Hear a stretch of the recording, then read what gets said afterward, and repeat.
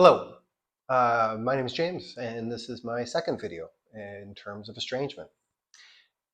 Today, I'd like to explore the topic that I get asked about quite a bit by clients, and it is, should I try to reconcile with my family member or not? Well, clearly this is a very intricate uh, question. It varies immensely from family to family. There is no, one way to kind of say yes or no. But that being said, I have learned kind of some generalities over time. And so this video is my attempt to talk about just some guidelines to consider when one is considering whether reconciliation is a good idea or not. Now, a bit of a disclaimer here to start. This is going to sound a little bit harsh. And like I said, each person's situation is unique to themselves. And I would not want anybody to take this as, James said this, and therefore that's the answer. Reaching out to a trained therapist is always the best practice to kind of go over the details of your family story. Okay, but let's give this a shot. So I'd like to break down whether we try to reconcile with a family member in three categories, okay? One is that the family member wants to reconcile, okay? Two is the family member doesn't want to reconcile. And three, the family member is dead. Like I said, stick with me here. It is a bit blunt, but I think it'll make sense at the end. So those are the three categories I kind of break it down into. And let's go over in detail why I see it this way. And let's start with the easiest one first, and that is going to be the family member doesn't want to reconcile. That's important to explore. There's lots of family members who have no insight, are unwilling to take any accountability or responsibility for their part in the damage done in the relationship. And maybe they're not reaching out to you. Maybe they are quite fine with the pain of this relationship, the drama, the conflict just being over. And that can be freeing, while difficult, that can be freeing. And I've worked with many clients where that is the category. They're not safe to be around. They don't have any remorse or want to change. They don't have any insight to what they've done, or they're not returning your calls either. And maybe just putting that relationship in the past is best for now. All right. That's another thing about estrangement is when we're talking about family estrangement, these relationships last a lifetime. And so that'll be another video, but obviously things can change in years and decades. Okay, so that's category number one. That person doesn't want to reconcile. Let's move on to category number two. I think I'll go with the person does want to reconcile. Okay, so again, this is a very detailed sort of area to work in, but I'll give it my best shot here. And it kind of builds on the opposites of the person doesn't want to reconcile. Does the person have insight? Does the person express regret and shame and sadness about the relationship not being, happening anymore or not being what they want it to be? Are they willing to work on themselves? Have they said, hey, I don't know what I did, but I'm willing to try counseling with you? That would be, in some cases, good enough. Okay? I don't want to go on too many tangents with this video, but generational norms is one of the big reasons that parents and children can be estranged from each other. What was normal 40 years ago is not normal now. What's normal now is not going to be normal 40 years from now. And so oftentimes, one of the primary disagreements that children and parents have is generational differences. So if a parent was to say, I'm not really sure what I did wrong, but I'd so be willing to do couples counseling with you, and I'm willing to read the books, in order for you to tell me what I did wrong, uh, that's a start.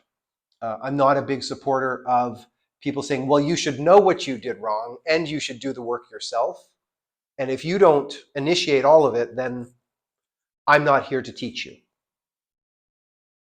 That's ironic if it's a sibling-parent relationship, because teaching is exactly what the parent most likely has done their entire lifetime. So the idea that a child might need to teach a parent is not completely out of the realm of possibility. Family relationships are complex, they're imperfect, they're always a struggle. Okay, so if that person is willing to grow, is interested in learning about themselves, is interested for taking some responsibility for their actions, then we've got a possibility to grow together and to reconcile. Another caveat with that. Clearly, there are people who say that they're willing to do all these things, but they truly are not. Gaslighting, coercive, controlling types of folks. They're good for 3 visits, and on the 4th they explode, and they say, "Isn't that just like you?" And just unload on you. If one is estranged and one is moving back into the idea of having a relationship with a person, there's lots of boundaries and protective measures that one needs to take in order to engage in this new relationship again. And I say new relationship because oftentimes with parents and children, after a necessary time of estrangement, a pushing away, uh, then there can be a time to meet as equals, as adults, to say, I need you to take accountability for this. In order for us to have a healthy working relationship, I need this, this, and this from you. And the other person is able to say, I agree to that. And in order to have a healthy and lasting relationship with you, I need this, this, and this. That power imbalance, we want it to not be so pronounced. We're adults and we're family, and there's good reason for us to have a relationship, even though that relationship can be difficult, strained, and exhausting, such as families. Okay, and the third one that I like to bring up is, or the parent or family member is dead. And that seems a bit harsh, I get it. But I want to include that in the mix as well, because